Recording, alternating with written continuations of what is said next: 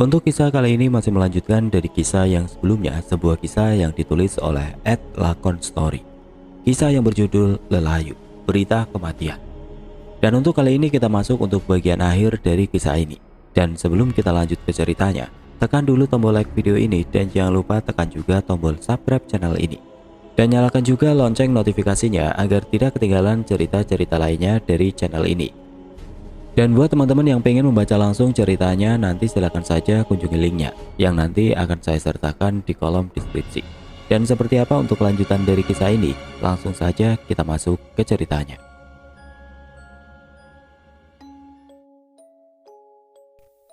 Malam itu setelah suara tek-tekan yang sudah tidak lagi terdengar, aku tiba-tiba melihat di luar rumah ini seperti ada bayangan pocong yang seolah sedang dia mengawasi kami.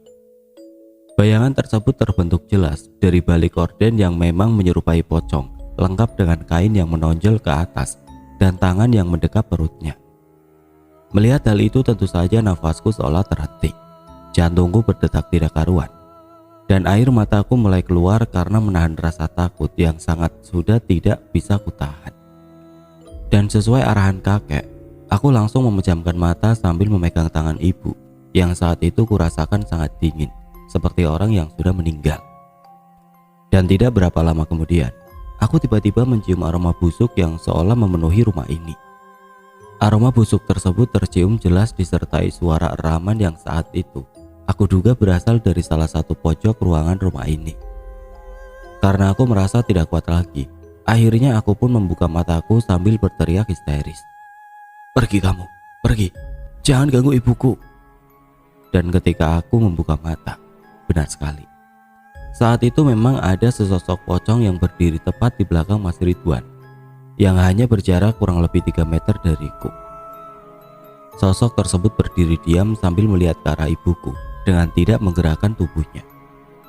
Masih sangat teringat jelas di kepalaku saat itu tubuh pocong tersebut terlihat sangat kotor dengan wajah yang sudah terlihat busuk dengan menimbulkan bau yang sangat tidak sedap. Melihat hal itu tentu saja aku seketika berteriak dan memanggil-manggil kakekku dengan terus menggenggam tangan ibuku. Mendengar teriakanku, kakekku yang sebelumnya menutup mata dan bersikir, waktu itu langsung berdiri dan menghampiriku dengan langsung memelukku yang saat itu menangis terseduh-seduh. Dan setelah puas aku menangis di pelukan kakek, aku pun akhirnya kembali terkejut saat aku membuka mata. Sosok pocong tersebut ternyata sudah tiada. "Pocong, kek?" "Ya, kamu saja yang bisa melihat, nak," jawab kakekku pelan. Mendengar hal itu, aku pun kembali memejamkan mata di pelukan kakek yang saat itu masih berusaha menenangkanku. Namun tidak berhenti di situ saja. Waktu itu aku tiba-tiba juga mencium aroma bunga melati yang mendadak tercium oleh hidungku. "Kek, sekarang bau melati."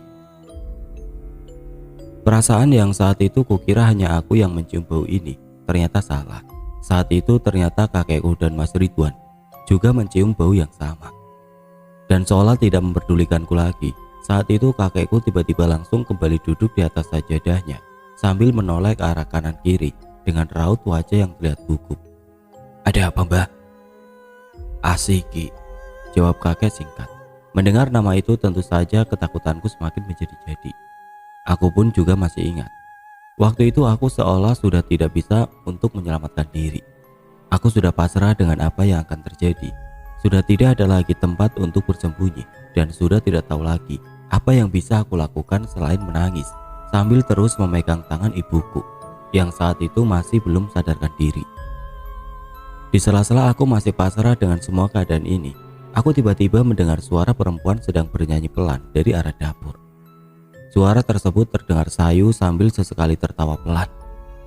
Mendengar hal itu, aku pun semakin mengencangkan tangisanku sambil memandang wajah kakekku dan Mas Ridwan yang saat itu tidak berhenti memutar tasbihnya. Dan belum selesai aku mendengar suara nyanyian tersebut, tidak lama kemudian dengan sangat terkejut aku tiba-tiba melihat kakekku meneteskan darah dari dalam hidungnya. Darah tersebut mengalir perlahan hingga jatuh sampai ke bawah jenggotnya. Melihat hal itu tentu saja aku langsung menghampiri kakek dan berteriak tidak karuan. Kakek kenapa?" Mendengar teriakanku, Mas Ridwan yang sebelumnya ikut bersikir pun saat itu langsung membuka matanya. dan ikut melihat keadaan kakekku yang saat itu memang mengeluarkan banyak darah dari dalam hidungnya. Dan tanpa menunggu lebih lama lagi, akhirnya Mas Ridwan langsung menggotong kakekku dan membawanya masuk ke dalam kamarnya. Yang saat itu, tubuh kakek yang memang tiba-tiba terlihat lemas dan ikut tidak sadarkan diri. Dan setelah kami sampai di kamar kakek, waktu itu aku dan Mas Ridwan kembali mendengar suara nyanyian-nyanyian yang kini terdengar lebih jelas dan sangat menyeramkan. Namun yang membuat semua semakin mencekam adalah waktu itu kami juga mendengar suara lompatan pocong yang seolah juga berada di dalam rumah ini. Bahkan waktu itu kami pun juga mendengar jika suara lompatan tersebut tidak berasal dari satu sosok pocong saja. Namun terdengar seperti ada beberapa sosok pocong yang seolah sedang berada di dalam rumah ini. Karena kami merasa rumah ini sudah tidak aman lagi, akhirnya Mas Ridwan kembali berlari keluar kamar dan menuju ke arah ibuku untuk segera membuka ikatan kakinya dengan maksud agar bisa membawa ibuku masuk ke dalam kamar kakek. "Ayo Sel, bantu aku," ucap Mas Ridwan sambil terus membuka ikatan yang ada di tubuh ibuku. Dan belum selesai kami membuka ikatan yang ada di tubuh ibuku, kami lagi-lagi mendengar suara lompatan pocong tersebut seolah tepat berada di belakangku. Dan tanpa memperdulikan hal itu lagi, aku pun terus menangis sambil terus menundukkan kepala dan sudah tidak berani lagi melihat ke arah manapun. Namun tidak berapa lama kemudian, di tengah-tengah aku masih mendengar suara lompatan yang terdengar semakin dekat. Tiba-tiba ibuku berteriak. Kali ini tubuhnya 2 kali lebih kuat dengan bajunya yang saat itu langsung ditarik hingga sobek tidak karuan. Matanya melirik ke sana kemari sambil mencakar-cakar ranjang yang saat itu masih ditempati. Melihat hal itu tentu saja aku langsung berteriak dan berlari menyelamatkan diri masuk kembali ke dalam kamar kakek dengan meninggalkan Mas Ridwan sendiri yang kembali berusaha menenangkan ibuku. Sesampainya di kamar kakek, aku kembali terkejut karena saat itu aku melihat dengan mata kepalaku sendiri jika saat itu aku melihat sosok yang aku duga kuat adalah sosok yang bernama Asih. Sosok tersebut duduk tepat di samping tubuh kakekku yang saat itu memang sedang tidak sadarkan diri. Melihat hal itu tentu saja aku kembali berteriak dengan jantung yang mulai berdegup kencang. Namun anehnya setelah aku berteriak dan tidak berani melihatnya lagi, waktu itu tubuhku tiba-tiba lemas dengan kepala yang saat itu mendadak pusing tidak karuan. Mataku seketika berkunang-kunang, ditambah dengan langkah kakiku yang mulai keloyoran. Malam itu, aku mencoba menguatkan diriku untuk tetap berdiri sambil terus menahan rasa sakit yang aku rasakan. Tapi yang membuat aku semakin ketakutan adalah di tengah-tengah pandangan yang semakin buram, malam itu aku masih bisa melihat jika sosok Asih tersebut berdiri dan melangkah menuju ke arahku. Melihat hal itu, tentu saja aku dengan sekuat tenaga berteriak minta tolong, meski seolah tubuhku juga tiba-tiba terasa sulit sekali untuk digerakkan. "Rasanya seperti sedang tidur dan ketindihan, Mas," ucap narasumber. Bahkan waktu itu aku juga mendengar suara ayahku dari kejauhan yang tiba-tiba terdengar memanggil namaku sambil menggedor-gedor pintu utama rumah ini. Selain itu, aku juga mendengar suara gaduh yang luar biasa di ruang tengah rumah kakekku. Yang kuduga kuat itu adalah ulah ibuku yang memang sedang kesurupan di waktu yang bersamaan. Namun karena aku sudah tidak kuat lagi, akhirnya aku pun jatuh ke lantai dan tidak sadarkan diri. Tapi anehnya, malam itu aku masih sempat merasakan jika aku jatuh di pangkuan Asih. Itu semua terlihat samar-samar di depan mataku. Pakaian yang dikenakannya dengan aroma bunga melati yang khas, seolah benar-benar terasa jika saat itu aku memang terjatuh di pangkuannya. Namun hingga saat ini pun aku masih tidak bisa memastikannya. Apakah itu mimpi atau memang nyata? Karena semua kejadian yang kualami saat itu benar-benar sangat cepat sekali, hingga susah jika harus mengingatnya lebih dalam lagi. Hingga akhirnya keadaan semakin tidak karuan ketika sudah keesokan harinya. Benar, keesokan harinya aku tersadar sekitar pukul 3 sore. Ketika aku bangun, keadaan di rumah ini semakin aneh saja. Sore itu rumah kakekku sudah ramai dipenuhi orang yang memakai kopiah lengkap dengan sarungnya. Bahkan aku juga melihat ada beberapa ibu-ibu yang sedang duduk sedih di salah satu sudut ruangan rumah ini. Dan dengan terus merasa keheranan, Aku pun mencoba bangun agar aku segera mengetahui apa yang sebenarnya terjadi di dalam rumah ini. Tapi belum sampai aku bangun dari ranjangku, tiba-tiba Mas Ridwan datang menghampiriku dengan membawa segelas air di tangannya. "Ayah mana, Mas?" "Ayahmu di luar, Sel," jawab Mas Ridwan sambil memberikan segelas airnya kepadaku. "Kakek gimana?" "Kakekmu ada di rumah Yai Ahmad," terang Mas Ridwan sambil terus menatap mataku yang mungkin terlihat bingung. "Di sini kok ramai, Mas?" "Sudah, istirahat saja." Bentar, ibu mana?" Dan tanpa menjawab pertanyaanku, Mas Ridwan saat itu tiba-tiba keluar dari kamar dan kembali berkumpul bersama orang-orang yang sedang ada di ruang tengah rumah kakekku ini. Karena perasaanku yang mulai tidak enak, akhirnya aku pun berdiri dan berjalan keluar untuk mencari tahu apa yang sebenarnya terjadi di dalam rumah ini. Dan ketika aku keluar dari kamar yang saat itu aku tempati, aku sangat terkejut. Badanku lemas dan lagi-lagi jantungku berdetak tidak karuan. Semua itu kurasakan seketika karena sore itu aku melihat adanya keranda mayat yang sudah tertata rapi tepat di tengah ruangan rumah ini. Dan tanpa bertanya kepada siapapun lagi, akhirnya aku pun langsung berjalan cepat ke arah keranda mayat tersebut dan langsung membuka kain yang menutupinya. Dan benar, saat itu jenazah ibukulah yang sore itu terbaring dengan keadaan yang sangat mengenaskan. Wajahnya membiru dengan pipi yang terlihat berlubang, membuat sedihnya perasaanku waktu itu sudah tidak bisa aku gambarkan lagi. Melihat hal itu tentu saja aku langsung berteriak histeris dengan mengacak-acak keranda mayat ibu agar aku bisa memeluknya untuk terakhir kalinya. Namun lagi-lagi tindakanku langsung dihentikan oleh Mas Ridwan dan beberapa orang yang saat itu memang sudah ada di situ. Dan tidak lama setelah itu ayahku pun tiba-tiba masuk ke dalam rumah ini dan langsung memelukku dengan bercucuran air mata. Kesedihanku waktu itu sudah tidak bisa lagi kuungkapkan dengan kata-kata. Rasa sedih dan kehilangannya benar-benar masih terasa hingga saat ini. Bagaimana tidak? Orang tua yang sedari kecil merawatku dengan penuh kasih sayang, sore itu telah pergi meninggalkanku untuk selama-lamanya. Namun karena akhirnya aku pun mengerti jika semua itu sudah menjadi takdir ilahi, akhirnya aku pun mulai berhenti menangisinya dan berubah menjadi terus mendoakannya.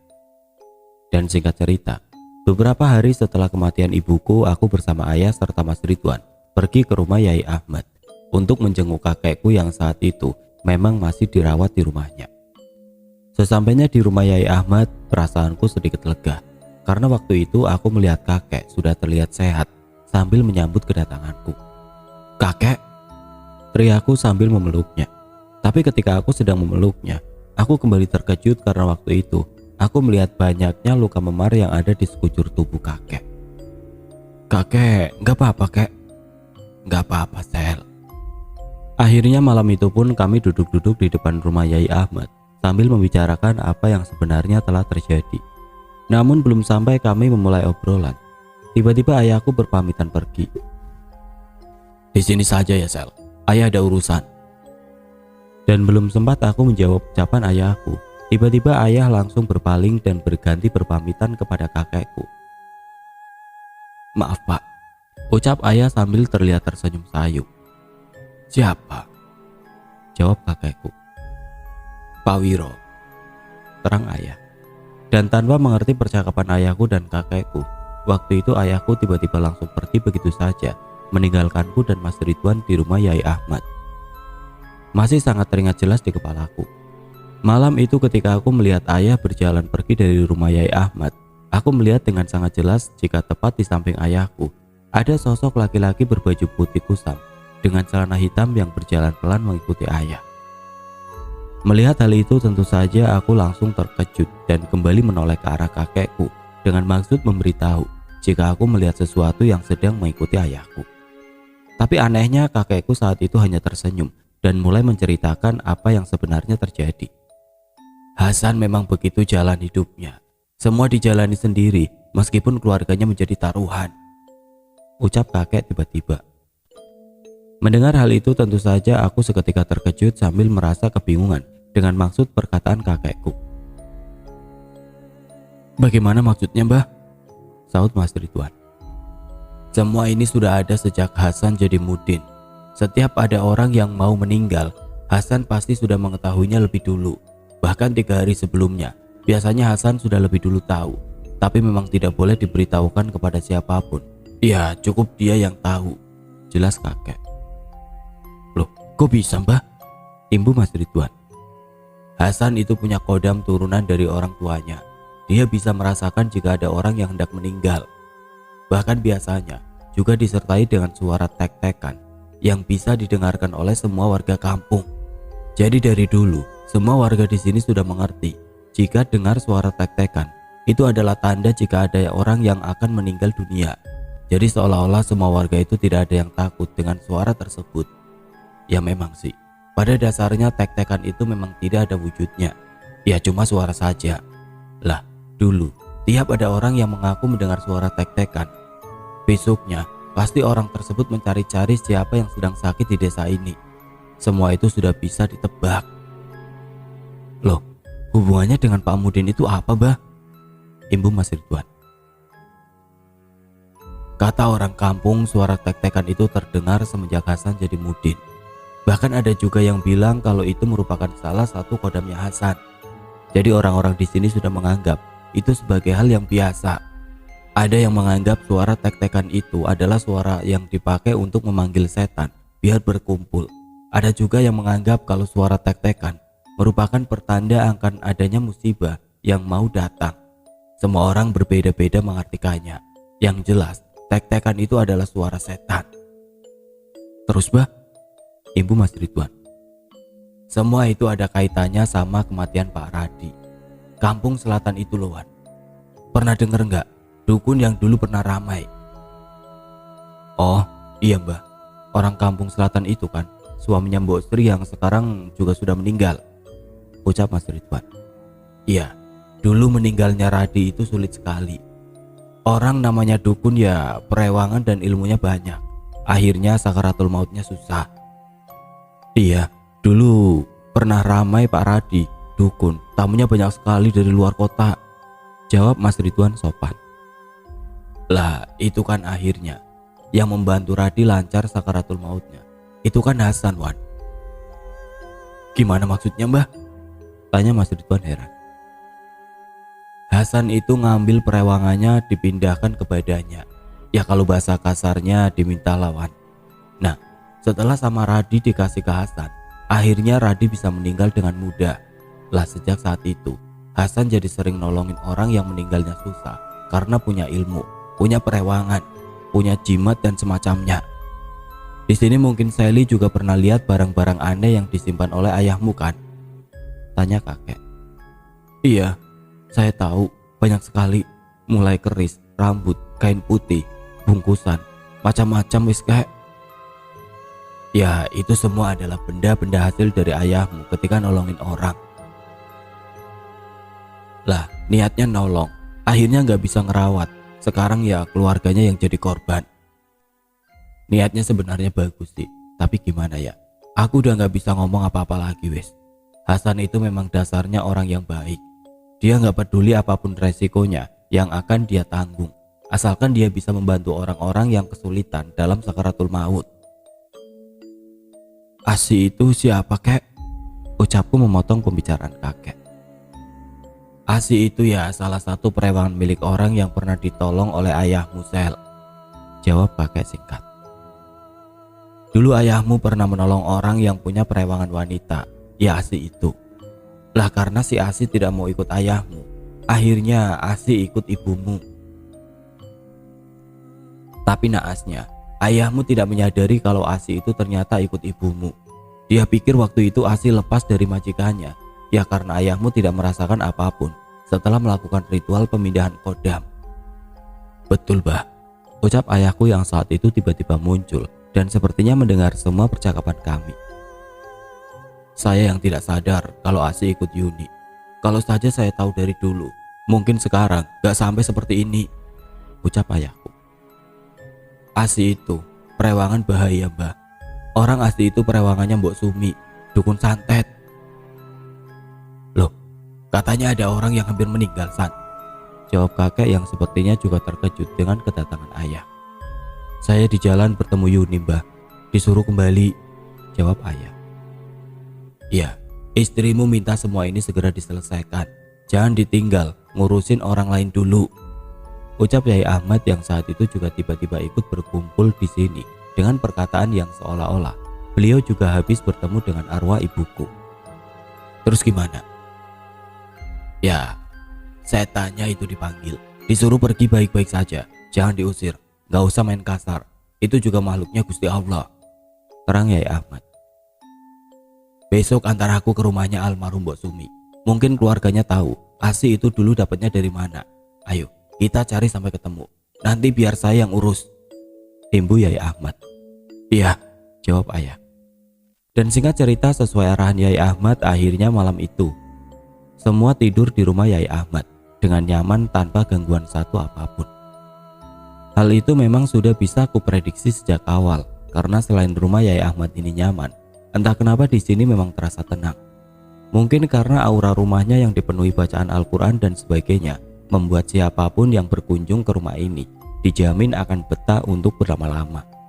Keesokan harinya, akhirnya ayahku pun pergi bersama Yai Ahmad untuk mengunjungi rumah almarhum Mbok Sumi yang kami percaya menjadi tempat di mana awal mula adanya ASI. Tapi anehnya ketika ayahku berpamitan denganku, pagi itu aku mencium aroma bunga melati yang kuduga kuat berasal dari tubuh ayah. Dan tidak berhenti di situ saja. Waktu itu aku juga melihat wajah ayahku terlihat lebih pucat dari biasanya. Namun belum sempat aku menanyakannya kepada ayah. Ayahku saat itu langsung beranjak pergi begitu saja. Dan karena pagi itu aku masih bersama kakek, tentu saja aku pun langsung saja memberitahu kakekku tentang apa yang sudah kulihat. Bapak, wajahnya kok pucat ya kek? Tanyaku tiba-tiba. Mendengar ucapanku, kakekku yang saat itu duduk diam tiba-tiba langsung terlihat terkejut dan segera berdiri ke arah luar rumah sambil memperhatikan ayahku dan Yai Ahmad dari belakang. Dan setelah beberapa saat kemudian, kakekku pun kembali masuk ke dalam rumah dan menyuruhku untuk berdoa agar semuanya baik-baik saja. Sudah, sholat duha dulu, doa yang baik-baik biar semua selamat, jawab kakek. Mendengar hal itu tentu saja aku langsung segera mengambil air wudhu, kemudian sholat agar semua dijauhkan dari mara bahaya. Dan singkat cerita, sekitar sore hari ayahku pun bersama Yai Ahmad kembali ke rumah ini sambil membawa tas jinjing. Aku pun waktu itu sempat terkejut bukan main setelah aku tahu ternyata isi tas tersebut adalah benda-benda aneh yang pernah aku temukan ketika aku berada di kamar ayah waktu itu. Benda-benda tersebut sepertinya memang sengaja dikumpulkan dan akan diamankan oleh Yai Ahmad. Dan tanpa memperdulikan hal itu, akhirnya aku pun sedikit lebih lega karena ayahku ternyata masih dalam keadaan baik-baik saja. Malam pun tiba. Malam itu kami semua ada di sini. Aku, ayahku, kakekku, Mas Ridwan, Yai Ahmad dan ditambah ada 2 orang lagi kerabat Yai Ahmad yang terlihat juga akan membantu proses penyembuhan kami. Dan sekitar pukul 10 malam kami pun oleh Yai Ahmad diajak untuk mendirikan sholat sunnah 2 rakaat terlebih dahulu sebelum melakukan kegiatan yang akan kami lakukan. Dan setelah semua persiapan kami telah selesai, kami pun akhirnya melaksanakan ritual pemanggilan makhluk halus yang bernama ASI tersebut. Ritual tersebut digelar di ruang tengah rumah Yai Ahmad. Malam itu kami semua duduk melingkar seperti layaknya orang yang sedang melakukan tasyakuran. Kami bersama-sama membaca bacaan-bacaan sesuai arahan dari Yai Ahmad yang saat itu kuduga kuat adalah bacaan untuk memanggil arwah. Kami membacanya dengan sangat khusyuk. Dengan sebagian dari kami, kulihat memejamkan mata. Namun anehnya, sudah beberapa jam kami membaca bacaan-bacaan tersebut, kami tetap saja tidak kunjung merasakan atau melihat apapun. Itu terlihat dari sebagian dari kami yang sesekali membuka mata karena lelah membaca bacaan-bacaan yang memang sudah beberapa jam kami baca ini. Hingga akhirnya waktu pun menunjukkan pukul 2:30 pagi. Hawa yang sebelumnya terasa dingin, waktu itu perlahan berubah menjadi hangat, semakin hangat dan panas. Ditambah dengan bau parfum ruangan rumah Yai Ahmad ini yang sebelumnya tercium harum, malam itu juga tiba-tiba berubah menjadi bau bunga melati yang semakin lama semakin pekat. Dan di saat itulah aku mulai yakin jika sosok ASI sudah hadir di antara kami. Merasakan hal itu, tubuhku perlahan gemetar. Keringatku mulai bercucuran dengan tidak berani lagi aku membuka mata yang seperti biasanya kulakukan. Waktu itu bacaanku tentu saja semakin aku kencangkan dengan jantung yang semakin berdetak tidak karuan. Namun belum lama aku berusaha menguatkan diriku. Tiba-tiba aku merasakan seluruh tubuhku kesemutan. Kakiku sakit, ditambah dengan pundak yang terasa semakin berat saja, seperti ada seseorang yang sedang duduk di atas pundakku. Merasakan hal itu, aku pun terus menggoyang-goyangkan kepalaku sambil sesekali memijat-mijat pundakku. Dan tidak berhenti di situ saja. Tidak lama setelah itu, tiba-tiba perutku terasa diaduk-aduk. Mataku berkunang-kunang dengan kepala yang kembali pusing keloyoran. Tapi belum sampai aku tidak sadarkan diri. Tiba-tiba aku merasakan ada seseorang yang sedang memegang pundakku dan jempol kakiku sebelah kiri. Merasakan hal itu tentu saja aku langsung terkejut dan membuka mataku, yang ternyata saat itu kerabat Yai Ahmad lah yang memegang kakiku sambil tersenyum ke arahku. Beliau tersenyum lembut dengan mengucapkan sepatah kata. "Bukan kamu," ucap paman tersebut. Mendengar hal itu tentu saja aku kembali kebingungan dengan tiba-tiba tidak lagi merasakan kesemutan, pusing dan mual-mual yang sebelumnya sangat menggangguku. Waktu itu tiba-tiba seperti menghilang begitu saja. Dan belum sampai aku menanyakan hal itu, tiba-tiba aku mendengar suara jeritan yang sangat luar biasa. Mendengar hal itu tentu saja aku langsung terkejut tidak karuan. Bahkan aku pun seketika ketakutan ketika aku tahu ternyata sumber suara tersebut adalah ayahku. Malam itu aku sudah tidak lagi mengenali ayahku. Beliau mengobrak-abrik isi ruangan rumah Pak Ahmad dengan tenaga yang tidak masuk akal. Matanya melotot dengan tangan yang berputar-putar membuat keadaan di rumah Yai Ahmad saat itu seketika berubah menjadi mengerikan. Benar, saat itu ayahku kesurupan. Melihat hal itu, Mas Ridwan yang sebelumnya duduk jauh dariku tiba-tiba langsung berdiri, berlari menyeretku menjauh dari ayahku yang saat itu sedang membabi buta untuk beberapa saat. Dan setelah berhasil ditenangkan oleh Yai Ahmad dan beberapa rekannya, akhirnya ayahku pun terlihat tenang dan bisa untuk diajak komunikasi. Masih sangat tidak bisa kulupakan. Detik demi detik waktu itu benar-benar sangat mencekam. Suara ayah yang terdengar berubah dengan mata yang memerah, membuat perasaanku saat itu benar-benar sangat tidak karuan. Dan singkat cerita, setelah melakukan proses ritual yang sangat panjang hingga hampir subuh, akhirnya semuanya pun selesai. Ritual tersebut berakhir ditandai dengan senyuman dari Yai Ahmad kepadaku sambil mengatakan jika semuanya telah berjalan dengan lancar. Keesokan harinya kami pun pulang ke rumah kami masing-masing dengan perasaan yang lebih tenang dari biasanya. Dan sejak saat itu, ayahku pun juga resmi berhenti menjadi mudin desa. Beliau mengaku trauma dan tidak berani lagi berurusan dengan hal-hal semacam itu. Dan setelah beberapa tahun kemudian, hari-hari yang sebelumnya berlalu dengan tenang, saat itu tiba-tiba kembali berubah menjadi tidak menyenangkan. Malam itu aku pulang sedikit terlambat karena diajak jalan oleh Mas Ridwan. Dan sesampainya di rumah, aku sangat terkejut karena saat itu aku melihat ayahku yang tiba-tiba terbaring di kamarnya dengan wajah yang terlihat pucat. "Loh, ayah kenapa?" "Badanku meriang, nak. Ini udah malam banget, besok pagi tak panggilin dokter ya, Pak?" "Iya, tolong buatin minuman jahe hangat ya, nak. Ayah biar bisa tidur." "Iya ya." Dan tanpa lama-lama lagi malam itu aku pun langsung menuju dapur untuk segera membuat minuman untuk ayahku yang saat itu memang tiba-tiba terlihat kurang sehat. Namun sesampainya aku di dapur, lagi-lagi aku sangat terkejut karena saat itu aku kembali melihat keanehan yang sepertinya sudah lama tidak kulihat. Benar, saat itu aku melihat adanya cangkang telur ayam Jawa yang kembali berserakan di dapur rumahku. Bahkan malam itu aku juga sempat mengambil salah satu cangkang telur tersebut yang memang terlihat masih baru. Dan tanpa memikirkan hal itu, aku pun langsung kembali ke kamar ayahku dengan perasaan yang mulai aneh, tidak karuan. "Nah, tolong ambilkan baju ayah yang batik ya." "Buat apa ya?" "Mau ku pakai. Sudah lama ayah tidak memakai baju itu." Mendengar hal itu tentu saja aku sangat terkejut bukan main. Karena selain ini sudah malam, kok tumben ayah ingin ganti baju yang aku pun juga tidak tahu jika baju batik tersebut adalah baju batik kesayangannya yang biasa dikenakannya ketika masih menjadi mudin. "Kamu tidur di sini saja ya, nak. tidur di lantai di bawah ayah. Nanti malam kalau ayah butuh apa-apa biar dekat. Iya ya. Malam itu sekitar pukul 11 malam aku pun mempersiapkan peralatan tidurku dan akhirnya aku pun tidur di lantai tepat di bawah ranjang ayah.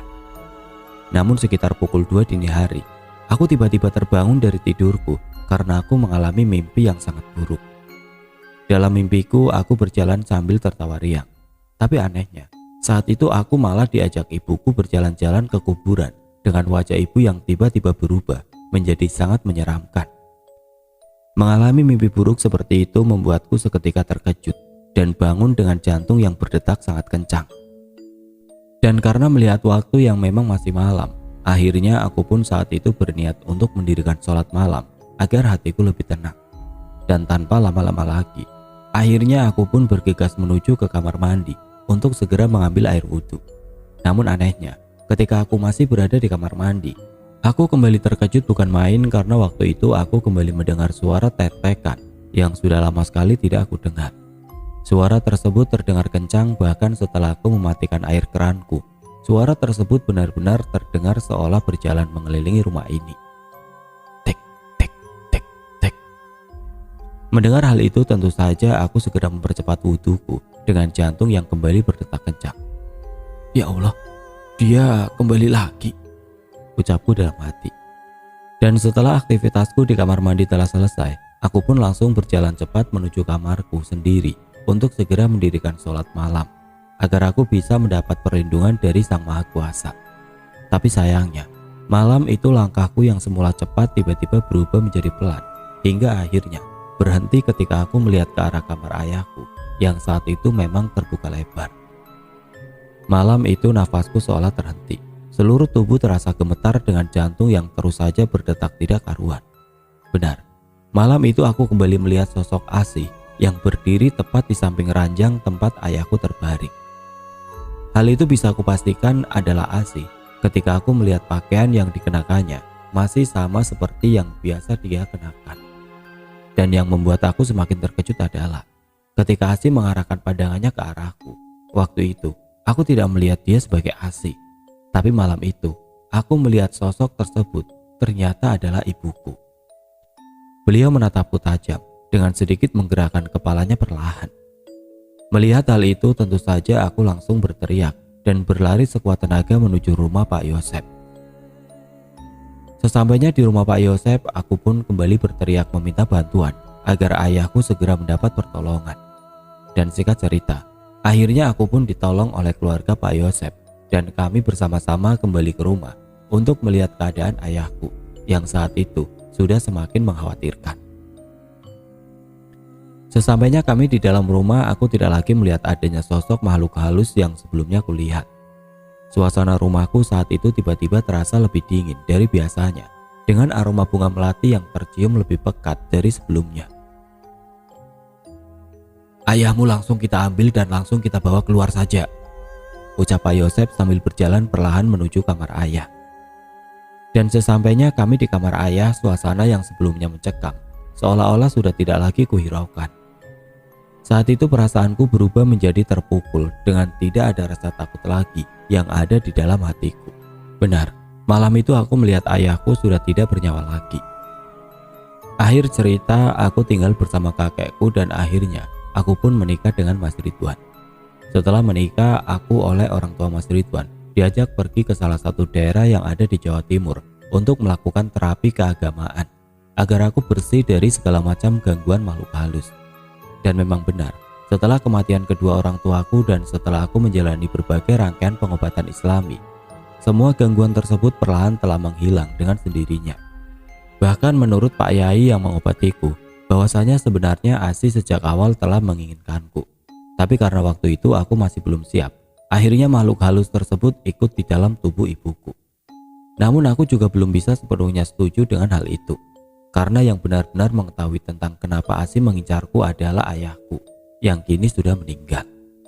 Bahkan sampai saat ini, aku pun juga tidak mengetahui asal-usul tentang telur busuk yang beberapa kali kutemukan berserakan waktu itu. Itu semua hanya ayahku lah yang tahu. Mungkin saja suatu saat nanti aku akan berusaha mencari tahu tentang hal itu. Mungkin, ya. Aku sekarang sudah tidak terlalu memikirkan hal itu, karena sekarang hidupku lebih tenang, dengan tidak ada lagi hal-hal yang seperti waktu itu. Kini aku tidak bisa melihat lagi keanehan-keanehan yang dulu kerap sekali kulihat sendiri, yang memang sengaja tidak dituliskan dalam cerita ini. Banyak sekali kenangan atau cerita yang tidak kusampaikan di sini, karena cerita ini terjadi dalam kurun waktu yang lumayan lama. Tapi insya Allah, semua inti dari pengalamanku sudah tersampaikan di dalam cerita Lelayu ini.